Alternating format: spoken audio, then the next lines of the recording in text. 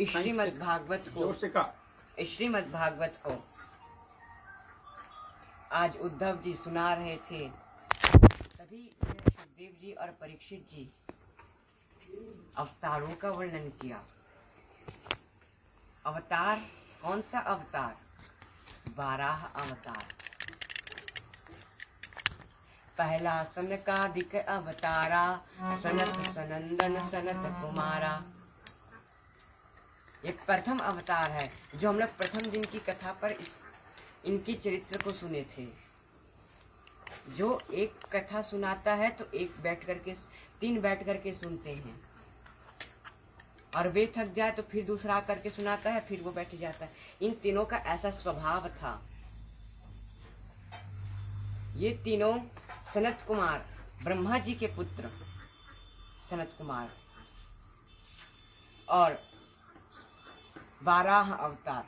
जब पूरा विश्व प्रलयकालीन समुद्र में डूब गया, यह पूरा विश्व, यह पूरा गोल मंडल ही, पूरे विश्व इस समुद्र में जब डूब गया, तब सभी देवतागण चिंतित हो गए कि इसे ऊपर कौन। तभी वे हरे कृष्ण हरे राम करते करते करते ब्रह्मा जी के पास पहुंचे। ब्रह्मा जी को नाम संकीर्तन करते करते करते एक छींक आ गई। उस छींक से ही एक शूकर का बालक प्रकट हो गया, और वे जाकर के समुद्र के अंदर चला गया। और वे कोई और नहीं, बोलिए बाराह भगवान की। साक्षात बाराह ही, आज नारायण ही उस बाराह के रूप में आज अवतरित हुए। और जाकर के जब हिरण्याक्ष इस पृथ्वी को रसातल में ले जा करके तकिया बना करके जब सो गया था,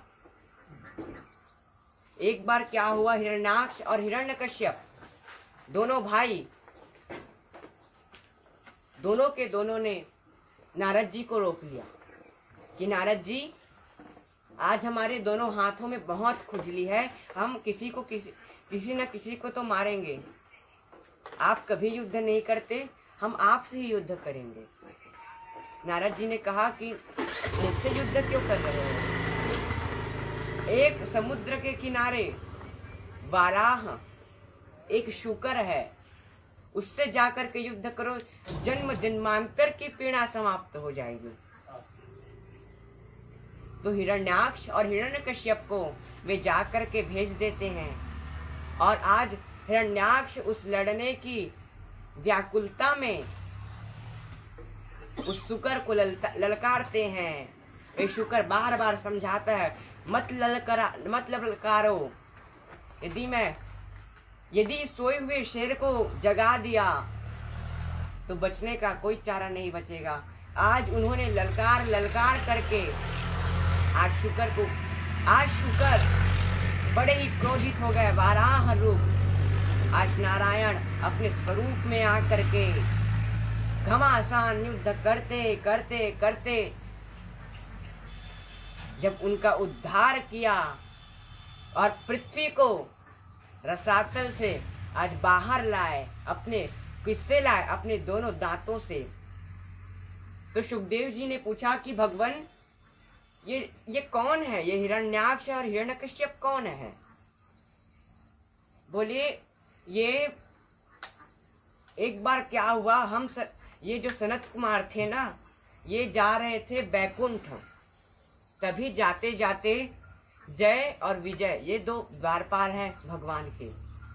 ये जय और विजय जाते जाते जाते एक दिन यह सनत कुमारों को रोक दिए कि आप अंदर नहीं जा सकते, अभी भगवान विश्राम कर रहे हैं। सनत कुमारों को बड़ा क्रोध आ गया कि आज हमारे ही माता पिता से आपने दूर कर रहे हैं, आप ठीक नहीं कर रहे हैं। और जय विजय ने आज्ञा से, प्रभु आप ना जाइए, लेकिन सनत कुमार का क्रोध बढ़ गया और सनत कुमार ने श्राप दे दिया कि जाओ, तुम दोनों के दोनों राक्षस बन जाओ, राक्षस की योनि मिल जाए तुम दोनों को।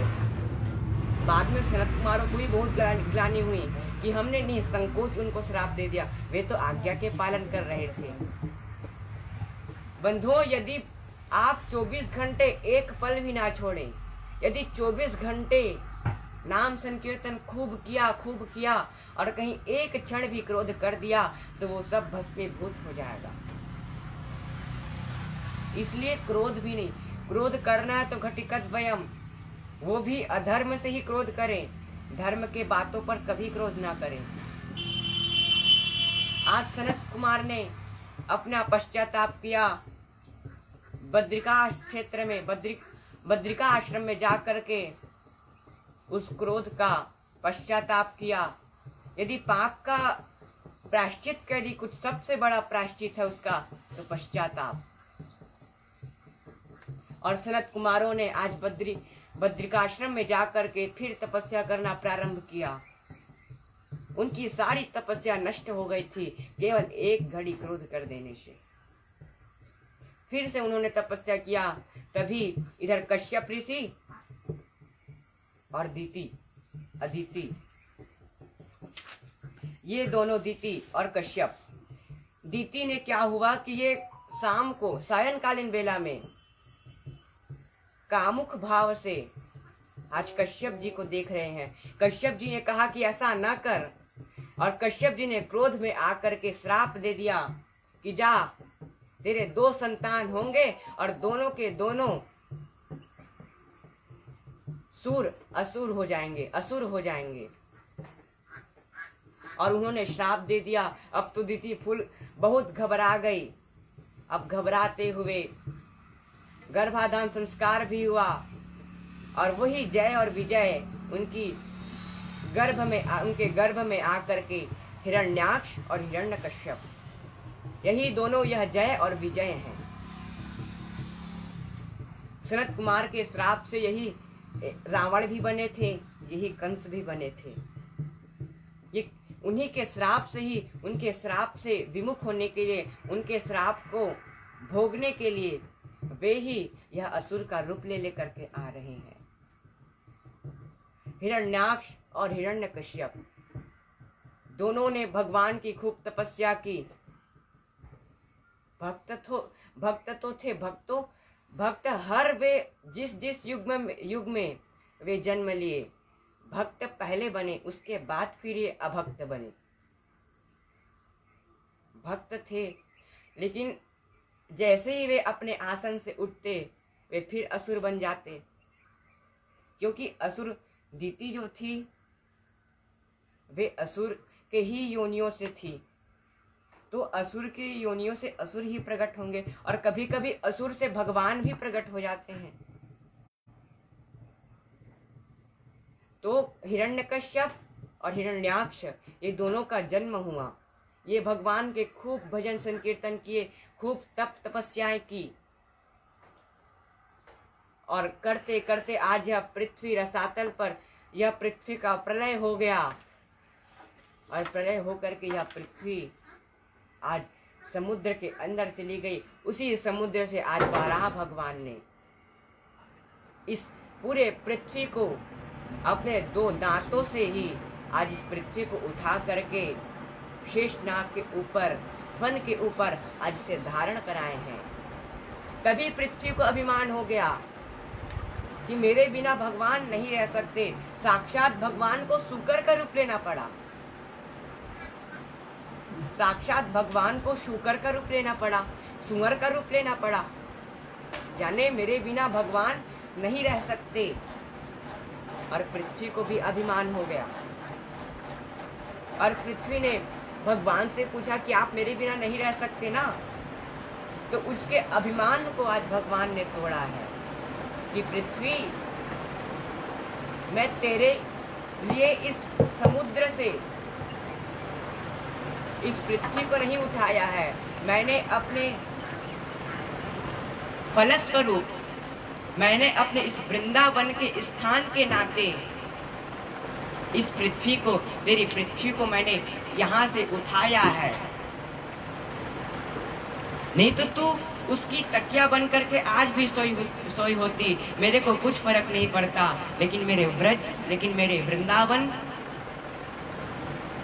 मेरे वृंदावन को दे दो। तो वृंदावन तो कहीं नहीं जा सकता, वृंदावन तो आज पृथ्वी पर ही है, अभी भी है, था और रहेगा। कलयुग के अंत के होने के बाद भी वो है, क्योंकि साक्षात भगवान उसमें वास करते हैं। और भगवान का स्थान कभी लुप्त हो सकता है क्या? कभी नहीं हो सकता। तभी पृथ्वी का मान मर्दन किया, पृथ्वी के अहंकार को तोड़ा, और पृथ्वी के अहंकार को तोड़ करके आज भगवान ने और आगे चलते गए पृथ्वी के अंदर। अब पृथ्वी के अंदर तीर्थराज प्रयागराज में पहुंच गए। तीर्थराज प्रयागराज में आज प्रयागराज कहा कि भगवान, ये जो आपकी ब्रजभूमि है ना, सब तीर्थ मुझे कर देने तो आते हैं, कर देने आते हैं, लेकिन आपकी जो ब्रजभूमि है वो मुझे कभी भी कर देने नहीं आती। ऐसा क्या बात है? तो भगवान ने कहा कि तुमको ही इस प्रयागराज का मैंने राजा बनाया और तुम मेरे ही स्थान से कर मांगना चाहती हो। मैंने ही तुमको इस राजा की गद्दी को प्रदान किया और तुम मेरे को ही अभिमान स्वरूप मान रहे हो, मेरे ही स्थान को तुच्छ समझ रहे हो।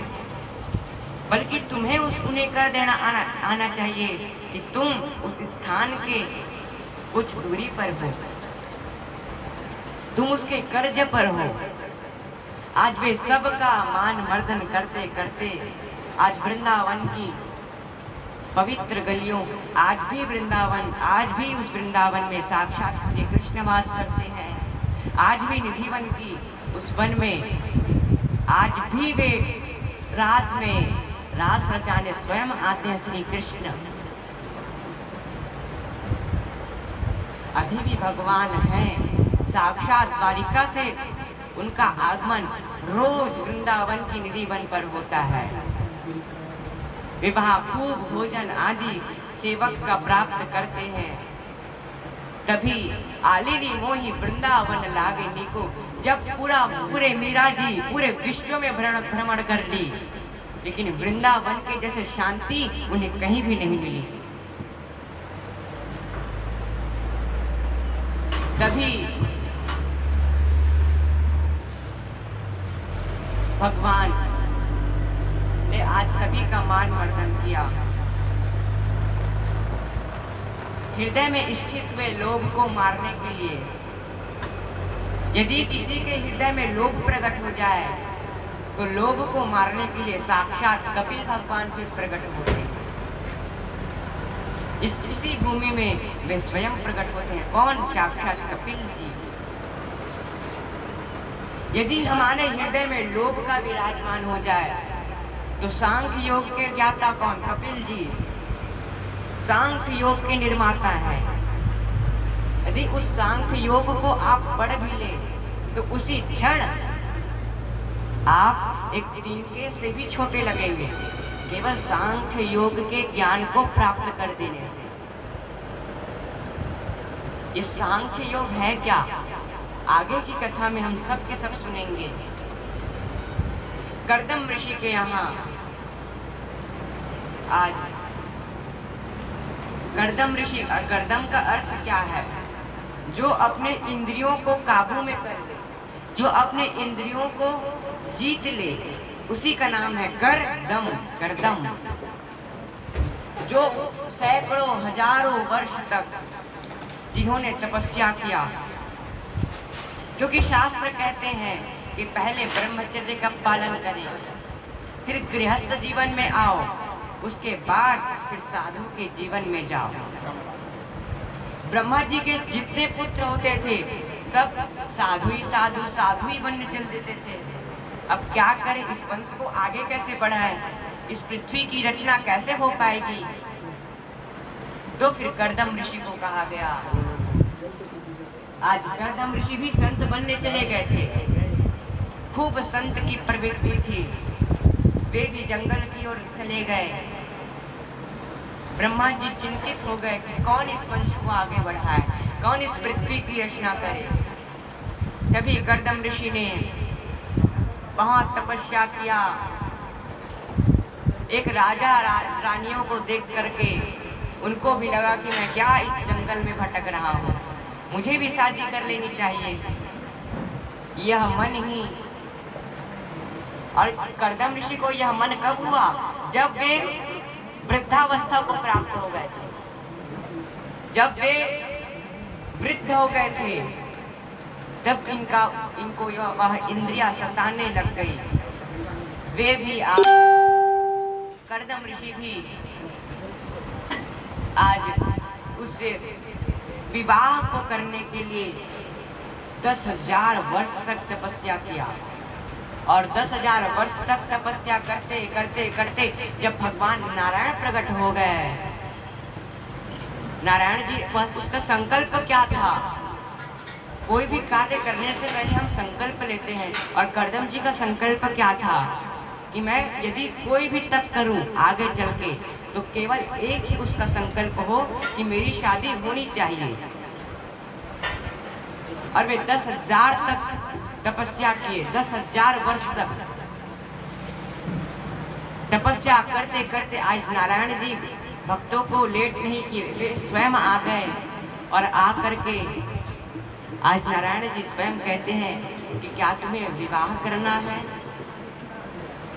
कर्दम जी थोड़ा शर्माए, लेकिन शर्माने के बाद कहे कि मन तो नहीं है, मन तो नहीं है, लेकिन कर लेता हूँ। मन तो नहीं है, मन क्यों नहीं है? कि आपके स्वरूप का दर्शन करने के बाद यह विवाह भी मुझे तुच्छ लग रही है, मुझे विवाह भी नहीं चाहिए। लेकिन संकल्प तो भगवान पूरा करेंगे ही, जो संकल्प लिए हैं उसे भगवान को पूरा करना ही पड़ेगा। तो संकल्प को पूरा करने के लिए आज नारायण जी ने विवाह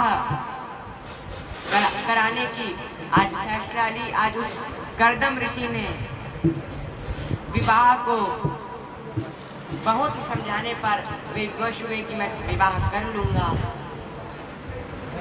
और बंधुओं, विश्वामित्र 60,000 वर्ष तक तपस्या कर रहे थे, और एक अप्सरा आकर के उनके मन को विचलित कर दी। क्या वे 60,000 वर्ष तक तपस्या किए तो भी उनको ज्ञान प्राप्त? ये पंच इंद्रिय,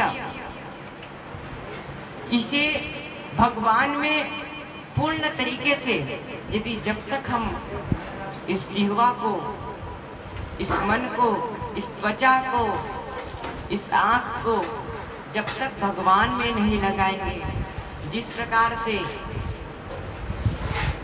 सूरदास जी अपने पंच इंद्रियों को अर्थात पूरे शरीर को ही दान कर दिए, जैसे अपने जिह्वा को कैसे दान किए कि जब तक मैं भगवान को भोग ना लगाऊं तब तक इस जिह्वा में एक अन्न का कण ना रखूं, चाहे वो मिले या ना मिले। तो यदि अपने जिह्वा को काबू में करना है तो भगवान को भोग लगा करके अपने जिह्वा का इस स्वाद को, इस जिह्वा के मन को पूर्ण करो, तो उसमें कोई पाप नहीं होगा, क्योंकि आपने भोग लगा दिया। और भोग के बाद उसमें असत्यता ही नहीं रहेगी। साक्षात मीराबाई जैसे उनको विष दे दिया गया था, उस विष को साक्षात भगवान पी गए। उस विष को, हमारे इस दुराचार, इस असत्यता रूपी विष को भगवान पी जाते हैं और अपने गुण को उसमें भर देते हैं। स्वाभाविक है, जैसे जैसे हम भोजन करेंगे, जैसे हम भोजन को प्राप्त करेंगे, जिस भावना से प्राप्त करेंगे, वैसा ही हमारा रंग चढ़ेगा, चाहे वो जैसा भी क्यों ना हो। इसलिए भावना को सात्विक रखो। इस सांख्य योग में कपिल मुनि यही बात को कहते हैं। और कर्दम ऋषि जी, आज कर्दम ऋषि विवाह करने के लिए तैयार हो गए। तभी स्वयंभू नाम के जो मनु हैं, उन मनु के महाराज के 2 पुत्र और 3 पुत्री है। एक का नाम आकृति, एक का नाम देवहूति और एक का नाम प्रसूति। और 2 पुत्रों के नाम कौन कौन से हैं? एक तो प्रियव्रत और दूसरा तानपाल। उनकी बीच की पुत्री थी देवहूति, जो कर्दम ऋषि से ब्याही गई, जिनका विवाह हुआ कर्दम ऋषि से। वे कर्दम ऋषि बड़े ही तपस्वी थे। जब देवहूति ने उनके विवाह आदि करके, कर्दम ऋषि को एक बार अभिमान हो गया कि मेरे जैसे तपस्या कोई नहीं कर सकता, और उसी क्षण उनका अभिमान भी दूर हो गया कि मैं एक अप्सरा, एक रानी, एक राजा के बेटी को आज मैं अपने घर लाऊंगा, और मेरा घर, मेरी कुटिया इस छोटी सी झोपड़ी में क्या वह रहना चाहेगी? उनका अभिमान उसी क्षण चला गया। विवाह तो किया। आज देवहूति उनके घर पर आई। घर पर देखी तो क्या देखी? एक कोने पर बिल बना था जिसमें सर्प आदि निवास करते थे। उसने अपने देव से पूछे कि प्रभु आप बताइए कि यह क्यों है ऐसे, इन्हें बाहर क्यों नहीं निकालते? तो कर्दम ऋषि ने कहा कि ये मेरे ही साथ रहते हैं। और फिर दूसरी ओर देखा तो ऊपर देखा तो ऊपर 50 घोंसले थी, जिसमें चिड़िया खूब मौज कर रही थी। ऐसे वे पूरे कुटिया में कहीं सर्प है तो कहीं चिड़िया है तो कहीं मेढक है। अब उनकी पत्नी ने पूछा कि प्रभु आप रहते कहाँ हैं इस कुटिया में? तो एक छोटे से कोने को दिखाया, वहाँ मेरी आसन लगी है, वहीं पर मैं जाकर के विराजमान होकर के तपस्या करता हूँ। आज देवहूति के नेत्र सजल हो गए। अपने खिड़की से बाहर देखा तो एक ही सरोवर पर शेर पानी पी रहा है, एक ही सरोवर पर गाय पानी पी रही है, एक ही सरोवर पर सभी हिरण आदि पानी पी रहे हैं। और उस अहिंसक को देखते हुए, अर्थात जहाँ पर हिंसा समाप्त हो जाए, ऐसे उसकी तपस्या को, ऐसे उसके तप को मैं बारंबार प्रणाम करती हूँ। और कर्दम ऋषि आज फिर से अपने आश्रम में बैठ करके 40 वर्ष तक समाधि में लग गए। इतना 40 वर्ष तक, अपने उम्र का आधा वर्ष वे समाधि नहीं व्यतीत करती। अब व्यतीत करते गए, तभी उनकी पत्नी ने उनका खूब सेवा किया। वे बैठे रहते थे, उनको नहलाना और भोजन तो ग्रहण नहीं करते थे क्योंकि वे स्वयं तप में बैठे थे, इसलिए उनको नहलाना, चंदन आदि तिलक करना, वे सब उनका कार्य तो करती। और स्वयं किसी दिन फल मिल जाए तो फल पा करके हरि के भजन पर लग जाती। आज ऐसे करते करते वह 40 वर्ष भी व्यतीत हो गया। तभी कर्दम ऋषि का नेत्र खुला। नेत्र खोलने के बाद देखा कि एक वृद्धावस्था में प्राप्त हो गई। यह नारी मेरे कुटिया में कौन है? कर्दम ऋषि ने पूछा कि माता आप कौन हैं?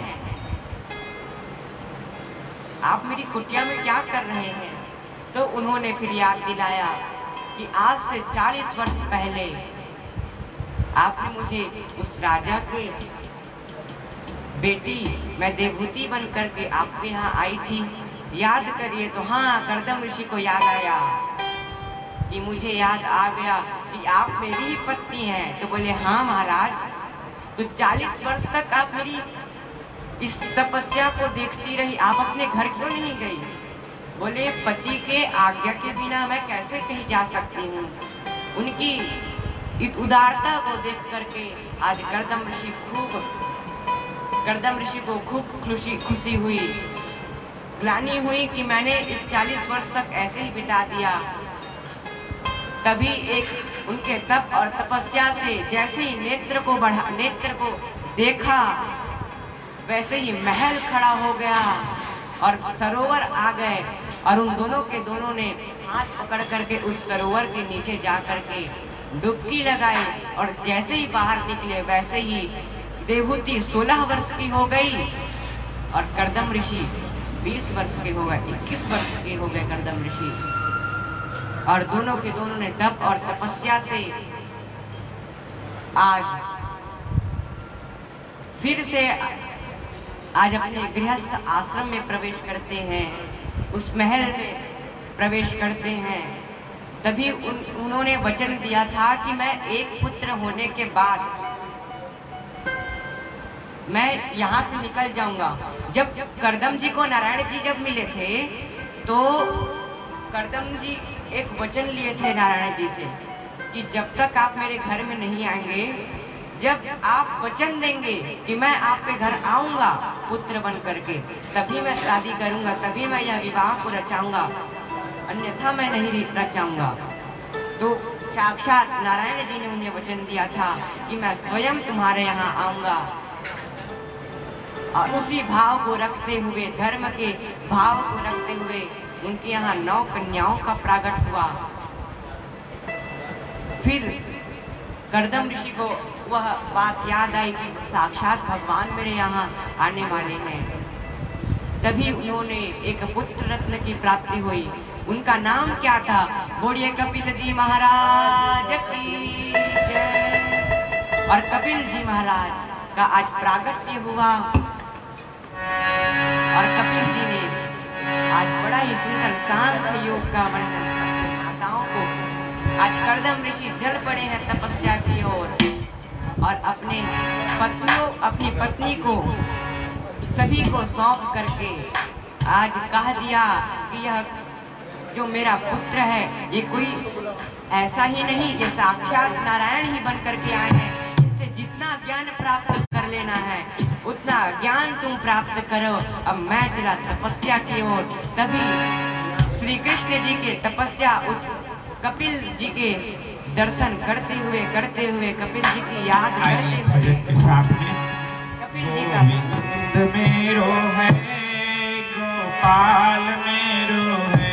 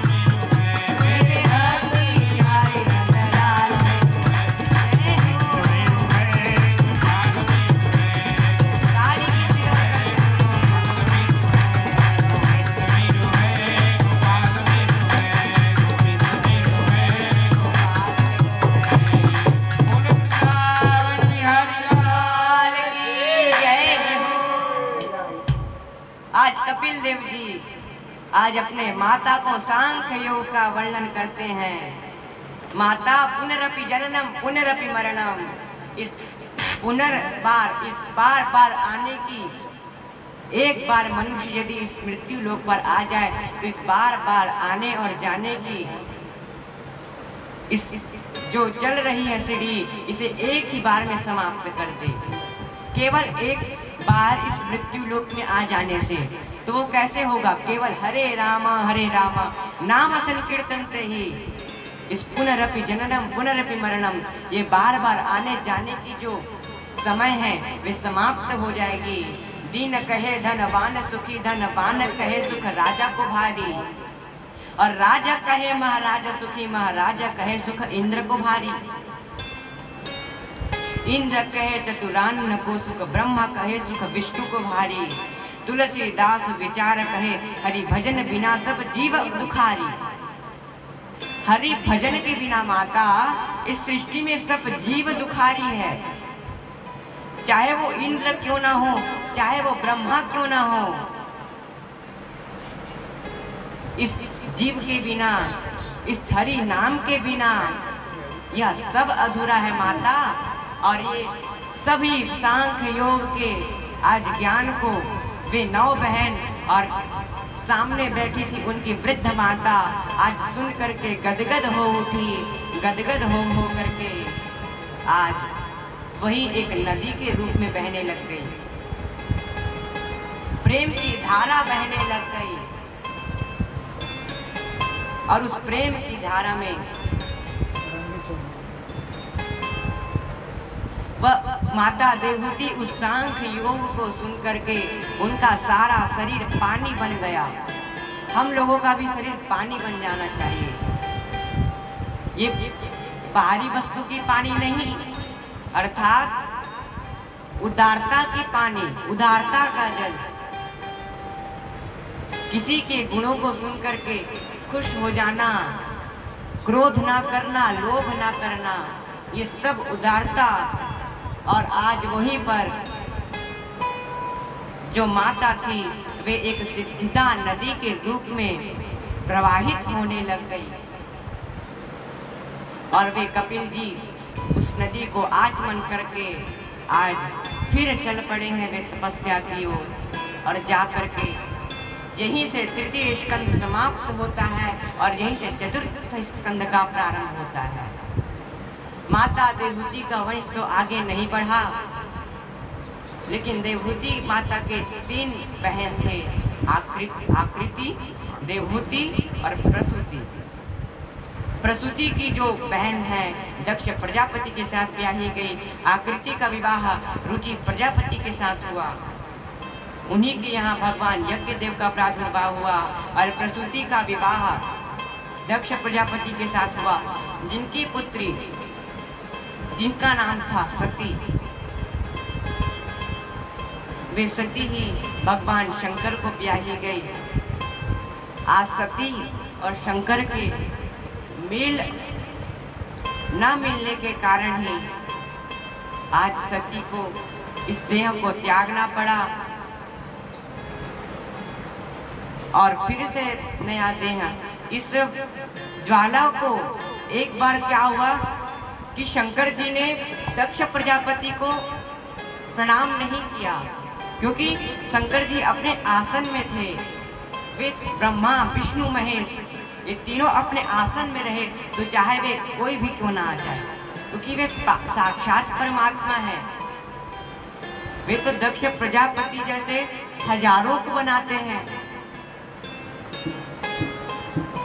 अब उसके अभिमान स्वरूप दक्ष प्रजापति ने आज अभिमान किया कि आज मेरा उन्होंने प्रणाम नहीं किया, मैं उनका ससुर हूँ, लेकिन तब भी मेरा प्रणाम नहीं किया। आज उसी अभिमान स्वरूप में एक यज्ञ कराया, उस यज्ञ में सबको आमंत्रित तो किया, लेकिन शंकर जी के छोड़ 33 करोड़ देवताओं को बुलाया, ऋषि मुनियों को बुलाया, लेकिन क्या कभी शंकर जी के बिना यज्ञ की पूर्णा हो सकती है? आखिर में शंकर जी को आना ही पड़ा। तभी उस यज्ञ की पूर्णाहुति हुई। इसलिए शंकर जी को आवाहन करके जरूर बुलाना चाहिए। आज सती को खूब रोका शंकर जी ने, लेकिन सती मानी नहीं। आज वे चली गई कि मेरे पिताजी आज वहाँ इतना बड़ा यज्ञ करा रहे हैं। मेरी बहन तो आई थी ना बुलाने, मैं उसके बुलाने पर ही चल देती हूँ। वे चली गई और जा करके वहाँ देखा शंकर जी को, सभी का आसन लगा हुआ था, लेकिन शंकर जी का आसन नहीं लगा था।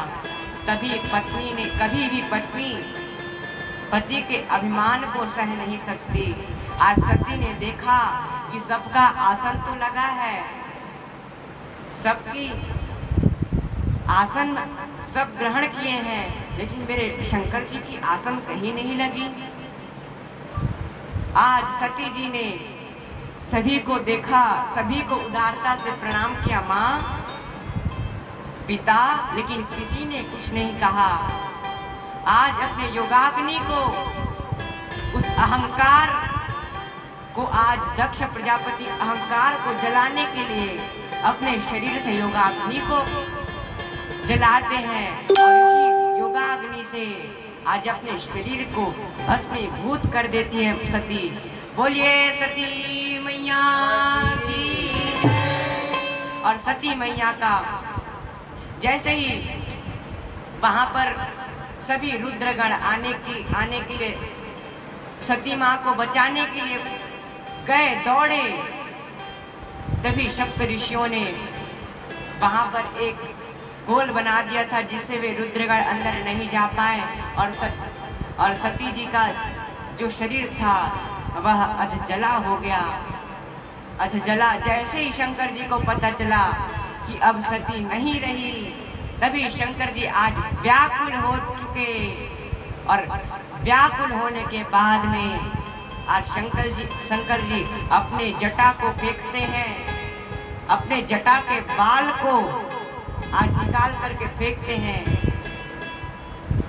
और फेंकते ही साथ उसमें से एक वीरभद्र प्रकट हुआ। और वही वीरभद्र जा करके वीरभद्र को आज्ञा दिया शंकर जी ने कि जा करके जिसने जिसने अपमान किया है, जिसने जिसने सती की और जिस तरह से अपमान किया है, उस तरह से उन सभी को दंड दे दो। आज वीरभद्र जा करके जिसने सती की ओर देख करके आंख उठाई थी, उसके आंख को निकाल दिया गया। जिसने देख करके जो अपने सिर को अभिमान स्वरूप दूसरे मुंह कर दिए, आज वह कौन? दक्ष प्रजापति के सर को काट दिया। और सबको ऐसे काटते काटते आज वीरभद्र की जो क्रोध थी वे शांत हुई। शांत होकर के माँ काली को भेजा गया। काली वहाँ पर सभी महिलाओं को उचित दंड देते हुए आज वे भी अपने क्रोध को शांत करती है। अंत में शंकर जी आते हैं। शंकर जी बहुत दयावान हैं। वे अब क्या करें, अब यह हो गया। अब शंकर जी ने उस अधजला शरीर को देख करके बहुत दुखी हुए और दुखी होकर के आज उस सती को उठा लेते हैं। और तभी नारायण जी प्रकट हो जाते हैं। नारायण जी आज उस सती को उठा करके शंकर जी चल पड़े हैं। तभी नारायण जी पीछे पीछे चक्र लेते हुए, चक्र सुदर्शनधारी आज सभी को काट रहे हैं। और सभी शरीर को काटते काटते काटते जहाँ जहाँ उनका शरीर गिरा वहाँ वहाँ आज भी आइए उस भजन के माध्यम से हम सब के सब उस माँ के अलग अलग प्रत्यंगों का दर्शन करते हैं। बोल जगदम्बा मैया की जयंती मंगला काली भद्रकाली कपालिनी दुर्गा क्षमा शिवा धात्री स्वाहा सदा नमोस्तुते। बेटी सती माता शिव शंकर के नारी। दक्ष की बेटी सती माता शिव शंकर के नारी। बेहद देव कुयज्ञ हो माता।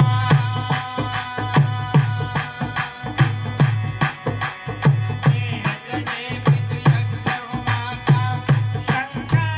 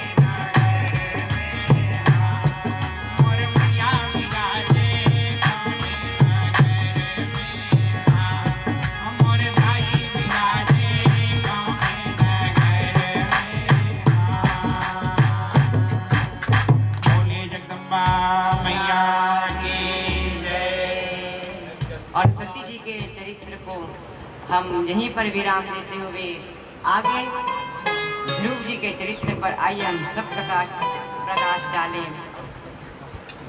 प्रियव्रत और उत्तानपाद के दो पुत्र। ये प्रसंग बड़ा ही सुंदर है, बड़ा ही ध्यान पूर्वक सुनने का है, जिसमें साक्षात ध्रुव जैसे भक्त प्रकट हुए। ऐसे कथा को आइए हम सबके सब श्रवण करते हैं। प्रिय यानी होता है अच्छा और व्रत यानी होता है प्रतिज्ञा। प्रिय यानी अच्छा और व्रत यानी प्रतिज्ञा। अपने जीवन में सुंदर प्रतिज्ञा की, उसी का नाम है उत्तानपाद, उसी का नाम है प्रियव्रत। उत्तानपाद का मतलब क्या है? अपने कर्म के द्वारा जिसका अपने पैर को समाज में प्रतिष्ठित कर देना, अपने गुणों को समाज में प्रतिष्ठित कर देना, उसी का नाम है उत्तानपाद। और अच्छे प्रतिज्ञा लेने वाला, जिसका नाम है प्रियव्रत। और राजा उत्तानपाद की पत्नी का नाम सुनीति। हरे राम राम हरे हरे,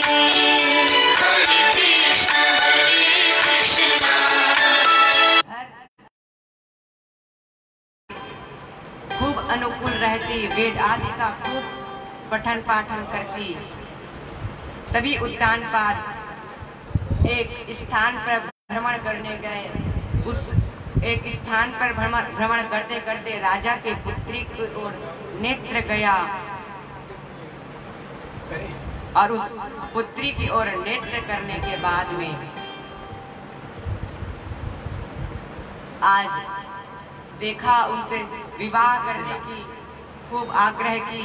आज उन्होंने स्वयं आग्रह को सुन करके उसका नाम हरे राम राम राम हरे हरे,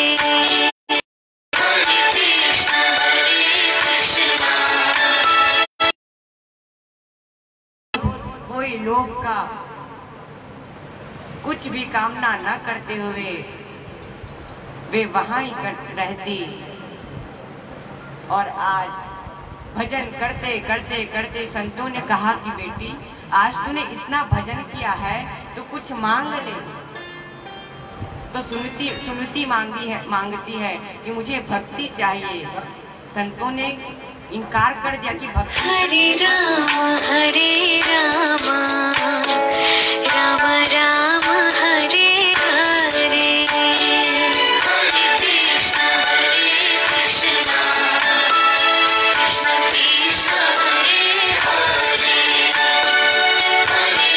संतान की प्राप्ति हो जाए।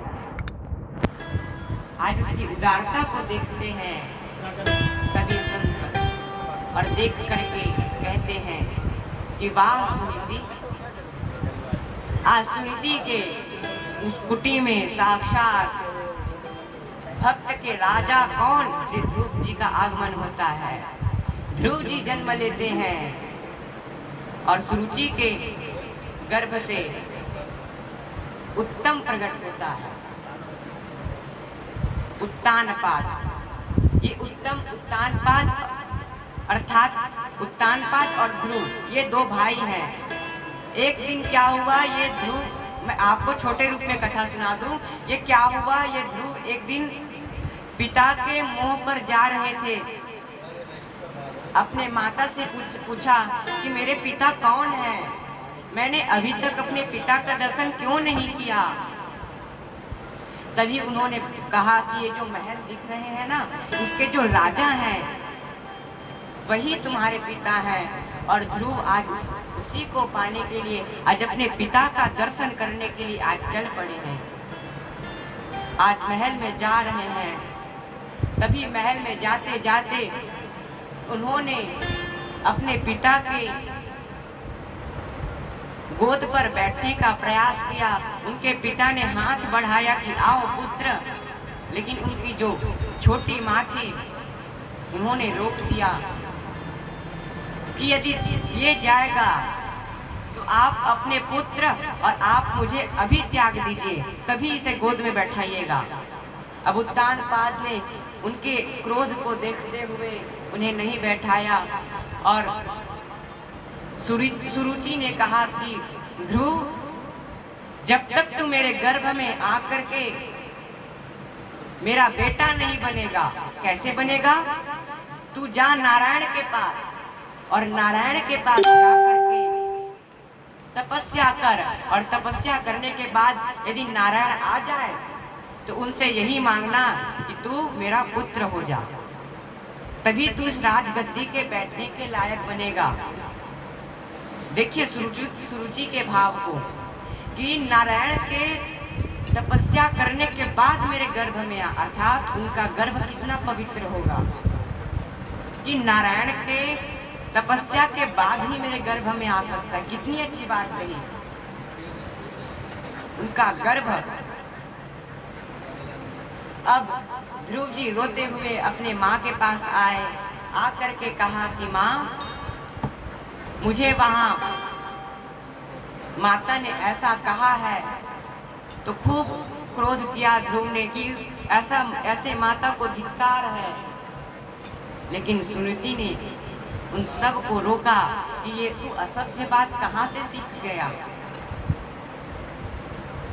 और ध्रुव जी आज बड़ी ज्ञान, उनकी माँ ही प्रथम गुरु है। चाहे तो उसे इंसान बना दे, चाहे तो उसे शैतान बना दे। आज ध्रुव को उन्होंने एक दिव्य ज्ञान दिया कि तुम्हारी माँ ने कहा था कि जाकर के तपस्या कर, तुम भी जाकर के तपस्या करो। तभी नारद जी का आगमन हुआ। नारद जी ने गुरु दीक्षा की मंत्र दिया। वह गुरु दीक्षा का मंत्र क्या था? ओम नमो भगवते वासुदेवाय। इसी मंत्र की गुरु दीक्षा दी और जाकर के आज ध्रुव बैठ गए कृष्ण की याद में, नारायण की खोज में। और नारायण की खोज करते करते करते करते आज नारायण 5 वर्ष के ध्रुव को, अंत में जब ध्रुव जी ने अपने श्वास को बंद करके जब नारायण को पुकारा तो पूरे विश्व में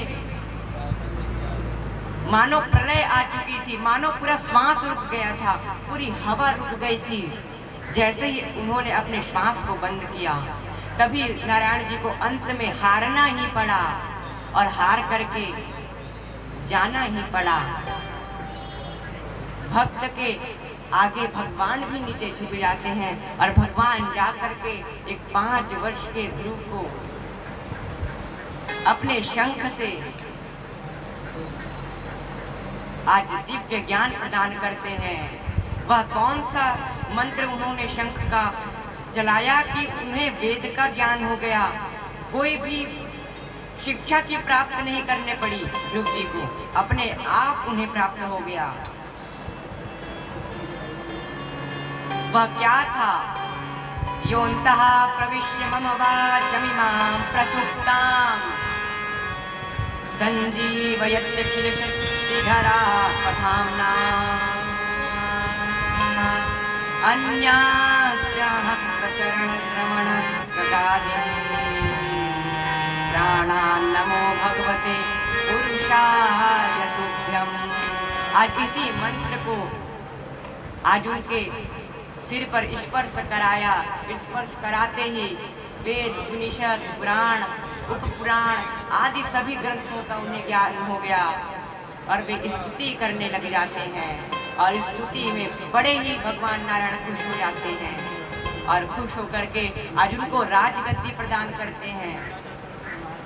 और राजगद्दी प्रदान करते और फिर से लुप्त हो गए नारायण जी। आज की कथा को यहीं पर विराम देते हुए फिर से कल हम लोगों चतुर्थ दिवस की कथा में फिर से हम चलेंगे। तो आज की कथा यहीं पर विराम। अब आरती की ओर चलते हैं।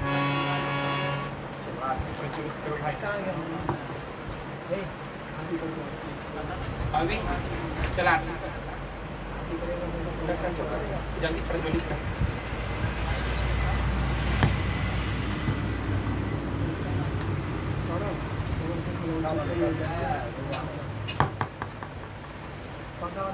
अरे ये पंखा ला बंद कर मेरे ला बंद करना चेक करो लाइट को बंद कर दो अच्छा आरती को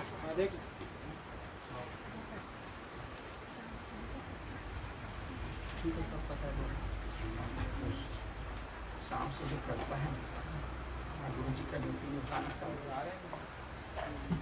चाय बनाना दिया बनाना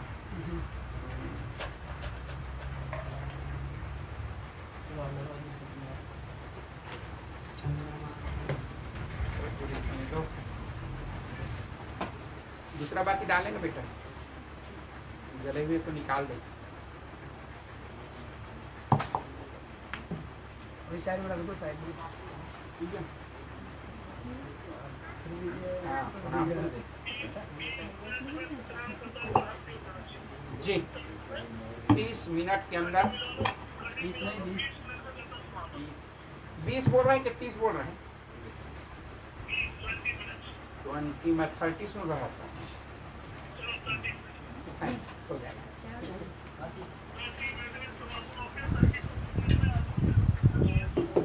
जी हाँ सत्यनारायण भगवान का चालू करा दिया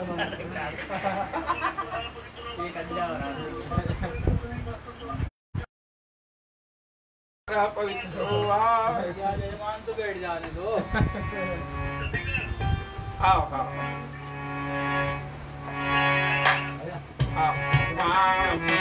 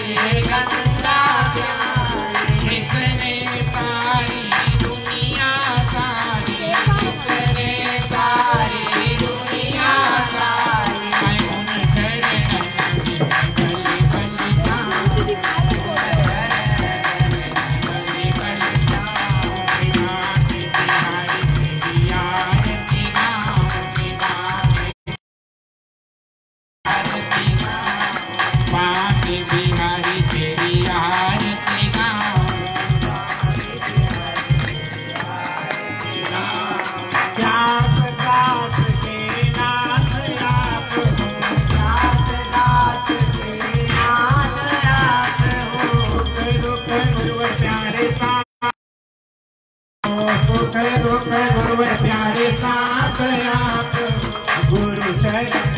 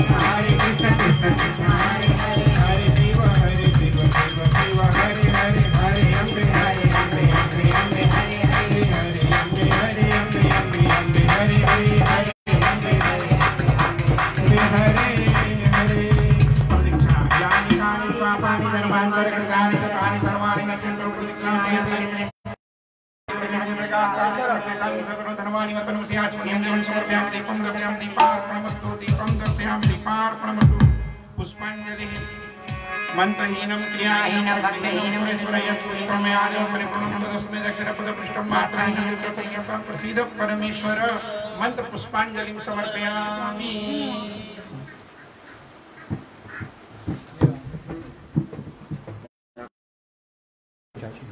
हाँ चलो सत्यनारायण कथा की तैयारी करो। जी